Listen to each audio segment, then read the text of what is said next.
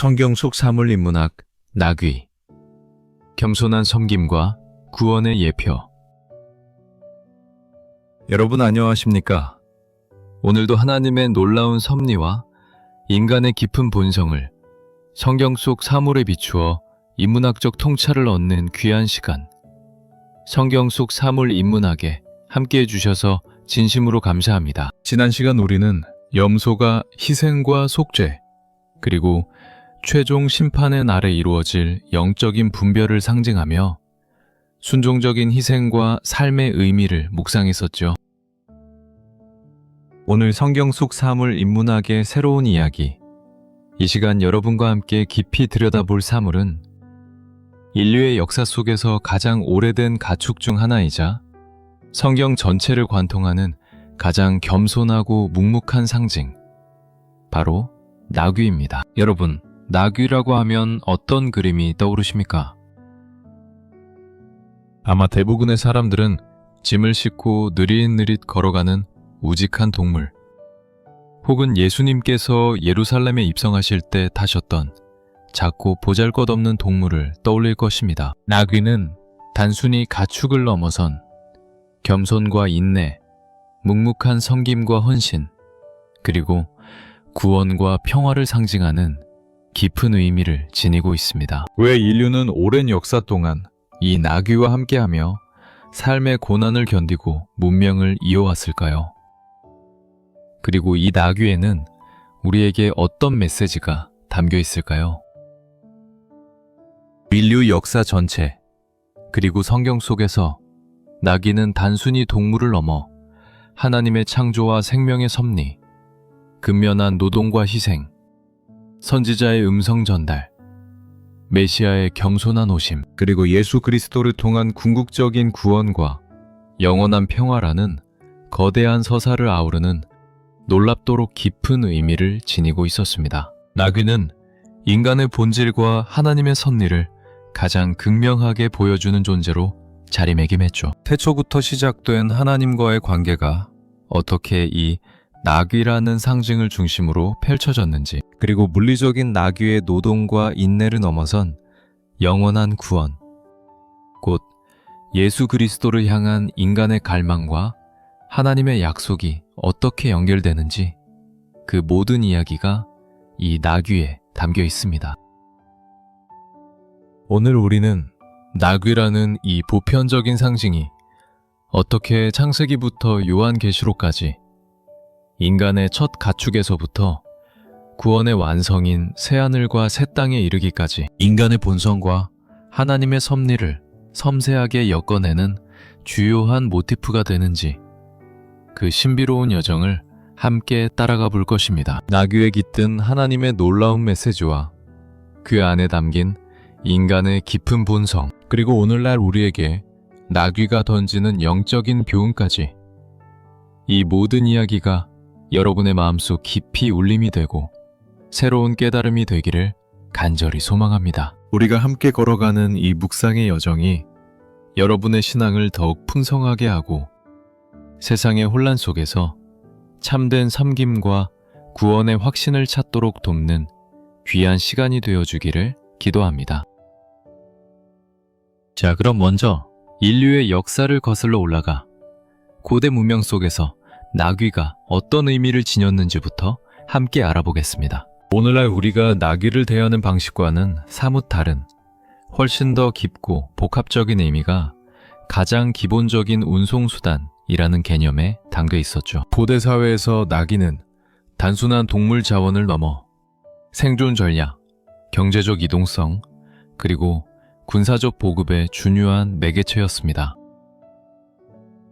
메소포타미아, 이집트, 로마, 그리고 고대 이스라엘 등 고대 문명과 사회 속에서 나귀는 인류 문명의 발전과 교역의 핵심이었습니다. 말보다 훨씬 오래전부터 길들여진 나귀는 그 크기에 비해 놀라운 지구력과 인내심으로 험준한 산악지형이나 사막에서도 무거운 짐을 운반하는 데 탁월했습니다. 고대 중동 지역의 주요 교역로에서는 나귀떼가 상인들의 생명줄과 같았으며 물품 운송과 물품 교환에 결정적인 역할을 했습니다.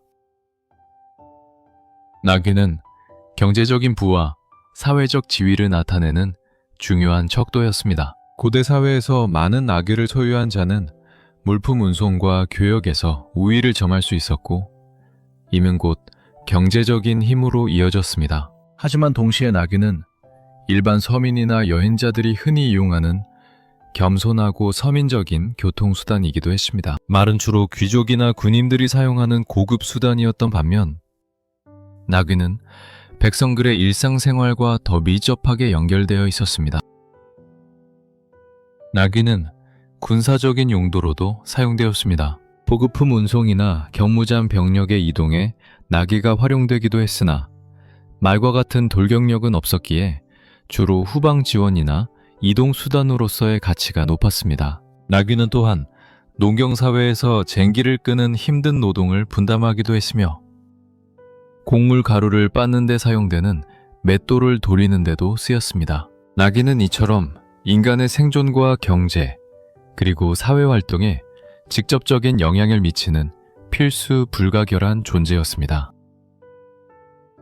성경의 나귀 이야기는 이러한 고대인들의 나귀에 대한 보편적인 이해를 인정하면서도 그 의미를 훨씬 더 깊고 특별하게 제시합니다. 성경은 물리적인 나귀를 통해 하나님의 주권적인 인도, 인간의 겸손한 순종, 그리고 구원 계획을 드러냅니다. 나귀는 그렇게 인간의 생존과 경제, 그리고 영적인 삶에 직접적인 영향을 미치는 필수, 불가결한 존재였습니다.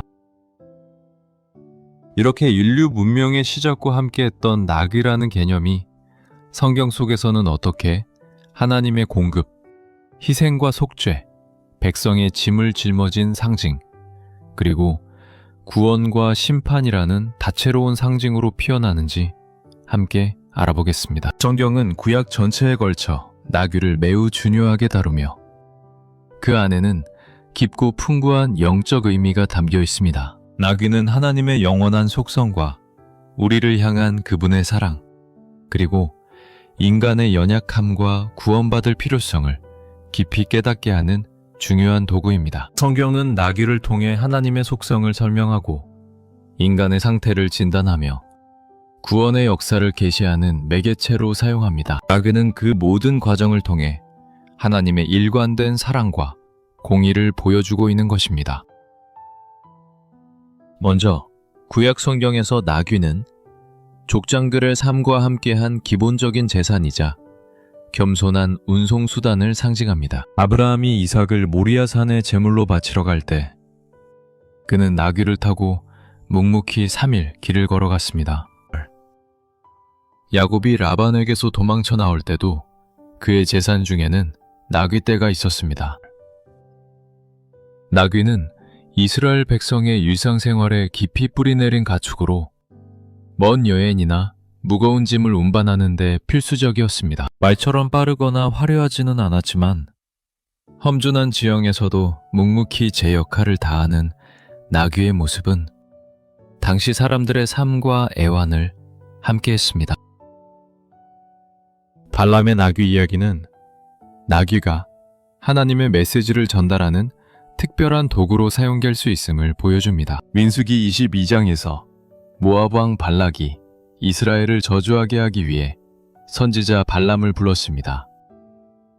발람이 나귀를 타고 가던 중 하나님께서 길에 천사를 보내 나귀를 막으셨습니다. 발람은 천사를 보지 못하고 나귀를 때렸지만 나귀가 입을 열어 발람에게 말하는 기적이 일어났습니다. 이 사건은 보잘것없는 나귀조차도 하나님의 뜻을 거역하는 선지자보다 영적으로 더 민감하게 반응하며 하나님께서는 당신의 메시지를 전하기 위해 어떤 피조물이라도 사용하실 수 있다는 것을 보여줍니다.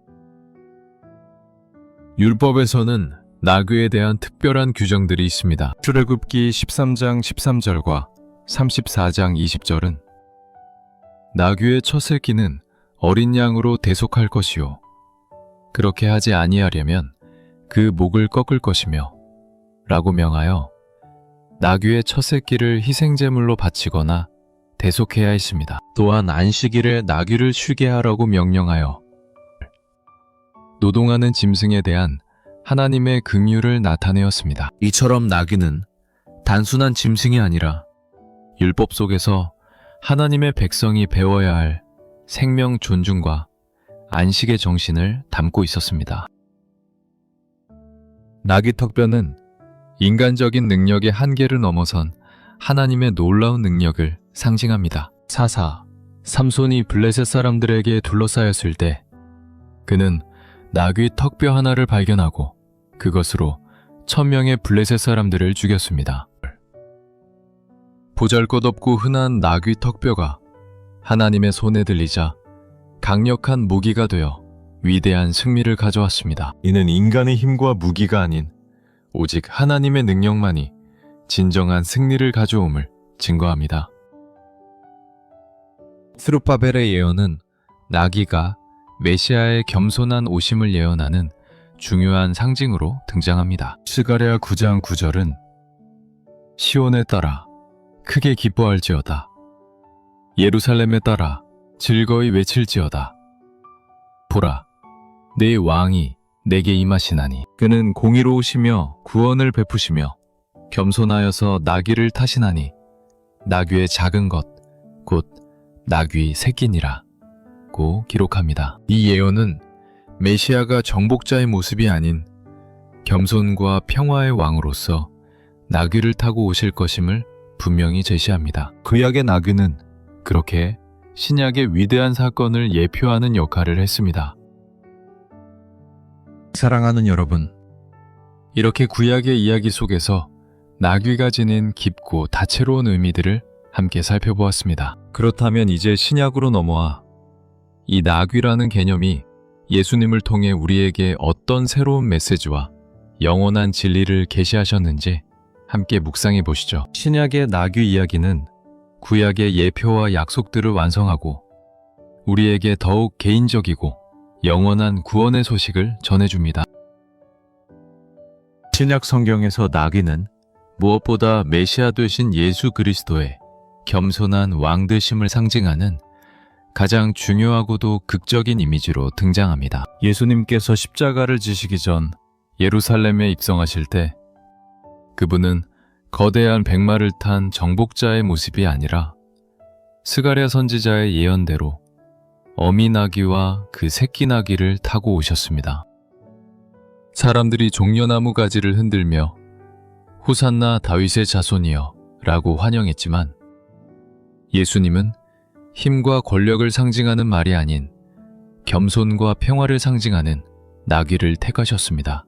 이는 예수님의 왕되심이 세상적인 지배와 통치가 아닌 사랑과 섬김 그리고 희생을 통한 영적인 왕국임을 보여주는 것입니다. 예수님께서 어린 시절 헤롯의 박해를 피해 애굽으로 피난 가실 때도 나귀는 중요한 운송 수단이었습니다. 요셉은 어린 아기 예수님과 마리아를 나귀에 태우고 먼 길을 떠났을 것으로 추정됩니다. 이처럼 나귀는 메시아의 탄생과 어린 시절에도 겸손하고 묵묵한 섬김의 역할을 다했습니다. 나귀는 예수님의 삶과 사역 전반에 걸쳐 함께하며 그분의 겸손한 모습을 더욱 부각시킵니다. 예수님께서는 그의 비유를 통해 병든 자와 가난한 자들을 긍휼히 여기는 마음을 가르치셨습니다. 누가복음 10장에 나오는 선한 사마리아인의 비유에서 강도 만난 자를 불쌍히 여긴 사마리아인은 그를 자신의 나귀에 태워 주막으로 데려가 치료해 주었습니다. 여기서 나귀는 연약하고 도움이 필요한 이웃을 돕는 사랑과 긍휼의 도구가 됩니다. 예수님은 우리가 나귀처럼 자신의 것을 내어주어 고통받는 이들을 섬길 때 참된 이웃사랑이 실천됨을 가르치셨습니다. 신약 성경에서는 나귀가 짐을 운반하는 모습이 복음의 짐을 지고 가는 선교를 상징하기도 합니다. 사도들은 예수님의 말씀을 땅끝까지 전하기 위해 많은 고난과 어려움을 감당했습니다. 그들은 묵묵히 복음의 짐을 지고 가는 나귀와 같았으며 자신들의 힘이 아닌 하나님의 능력을 의지하여 복음을 전했습니다. 나귀는 그렇게 묵묵히 사명을 감당하는 복음 사역자의 모습을 연상시킵니다. 요한계시록에는 네 생물 중 하나가 사자와 소와 사람의 얼굴을 가지고 독수리처럼 나는 모습으로 등장합니다. 구약의 에스겔 선지자 환상에 나오는 네 생물 중에는 나귀가 아닌 황소의 얼굴이 나타나지만 이는 네 복음서가 각각 예수 그리스도의 다른 측면을 묘사하는 것과 연결됩니다. 황소는 예수님의 섬김과 봉사를 상징하며 나귀가 가진 묵묵한 섬김의 이미지는 이와 연결될 수 있습니다. 궁극적으로 나귀는 세상적인 권력과 대조되는 영적인 왕국의 본질을 보여줍니다. 말은 전쟁과 정복의 상징이었지만 나귀는 평화와 겸손의 상징이었습니다. 예수님께서 나귀를 타고 오신 것은 세상 나라의 왕들과는 근본적으로 다른 방식으로 세워지는 하나님의 왕국을 선포하신 것입니다. 나귀는 힘과 권세가 아닌 겸손과 사랑으로 통치하시는 메시아의 나라를 예표하며 모든 교만과 세상적인 욕심을 내려놓고 예수님을 따르는 것이 진정한 왕을 섬기는 길임을 보여줍니다. 그렇다면 오늘날 바쁜 일상을 살아가는 우리에게 나귀는 어떤 의미를 던져줄까요? 끊임없이 높이 오르려 하고 명예와 권력을 쫓는 현대인의 삶 속에서 나귀라는 상징에 담긴 성경적, 인문학적 메시지는 우리의 영적 삶에 깊은 질문과 깨달음을 안겨줍니다. 현대사회는 강한 힘과 화려함을 추구하지만 그 안에서 우리는 진정한 영향력과 섬김의 의미를 찾는데 어려움을 겪고 있습니다. 먼저 나귀는 우리에게 겸손한 섬김과 헌신의 자세를 상기시킵니다. 예수님께서 나귀를 타고 예루살렘에 입성하셨듯이 우리는 스스로를 높이려 하기보다 낮아지고 겸손한 마음으로 이웃을 섬겨야 합니다. 세상에서 인정받지 못하고 보잘것없게 여겨지는 일일지라도 묵묵히 자신의 역할을 다하는 나귀처럼 주어진 자리에서 성실하게 헌신할 때 하나님께서는 우리의 섬김을 귀하게 여기실 것입니다. 나귀는 우리가 겸손의 덕목을 배우고 실천해야 할 필요성을 가르쳐줍니다. 둘째, 나귀는 묵묵한 인내와 지구력의 가치를 강조합니다. 나귀는 험하고 긴 여행에도 지치지 않고 묵묵히 짐을 운반하는 강인한 동물입니다. 우리의 신앙 여정에도 고난과 시련의 짐이 무겁게 느껴질 때가 있습니다. 그러나 우리는 나귀처럼 인내심을 가지고 묵묵히 맡겨진 사명을 감당해야 합니다. 좌절하거나 포기하지 않고 끝까지 주님을 의지하며 나아갈 때 우리는 영적인 짐을 이겨내고 승리할 수 있습니다. 나귀는 고난 속에서도 흔들리지 않는 굳건한 믿음을 가르쳐줍니다. 셋째, 나귀는 하나님의 도구로 쓰임받는 영광을 일깨웁니다. 발람의 나귀가 입을 열어 하나님의 메시지를 전달했듯이 보잘것없어 보이는 우리도 하나님의 손에 들릴 때 위대한 역사를 이룰 수 있습니다. 우리는 우리의 능력이나 지혜를 자랑하는 것이 아니라 오직 하나님께서 우리를 사용하실 때 영광을 돌려야 합니다. 나귀처럼 순종적인 마음으로 하나님께 우리의 삶을 드릴 때 우리는 당신의 위대한 계획 속에 쓰임받는 복된 도구가 될 수 있습니다. 넷째, 나귀는 영적인 분별력의 중요성을 상기시킵니다. 예수님께서 양과 염소를 구분하셨듯이 우리는 삶 속에서 하나님의 뜻과 세상의 가치관을 명확히 분별해야 합니다. 나귀가 천사를 보고 주인을 피했듯이 우리도 영적인 눈을 열어 다가오는 위험과 죄의 유혹을 분별하고 피해야 합니다. 우리가 영적으로 깨어 있을 때 나귀처럼 하나님의 뜻을 먼저 인지하고 순종할 수 있을 것입니다. 마지막으로 나귀는 평화의 왕으로 오신 예수 그리스도의 본질을 증거합니다. 예수님은 힘과 권력, 세상적인 영광을 추구하는 왕이 아니라 겸손과 섬김, 희생과 사랑으로 통치하시는 평화의 왕이십니다. 우리는 예수님을 따르는 그의 제자로서 세상의 방식이 아닌 겸손하고 온유한 나귀의 정신으로 이 땅에 하나님의 평화와 정의를 심어야 합니다. 나귀처럼 낮아지는 삶을 통해 예수님의 참된 제자가 될 때 우리는 하나님 나라의 진정한 기쁨과 영광을 경험할 것입니다. 사랑하는 시청자 여러분, 성경 속 사물 인문학 이야기 나귀에 대한 깊은 묵상을 함께 해주셔서 진심으로 감사합니다. 나귀는 인류의 역사 속에서 겸손한 노동과 섬김의 상징이었을 뿐만 아니라 성경 전체를 관통하며 하나님의 인도와 선지자의 음성, 그리고 예수 그리스도의 겸손한 오심과 구원을 가장 극적으로 보여주는 귀한 증인이었습니다. 우리의 삶은 흔들림 없는 믿음과 지혜로운 언행으로 세상을 비추는 빛이 되어야 합니다. 하나님의 말씀에 깊이 뿌리 내려 풍성한 열매를 맺고 겸손히 생명을 나누며 굳건히 주님을 증거해야 합니다.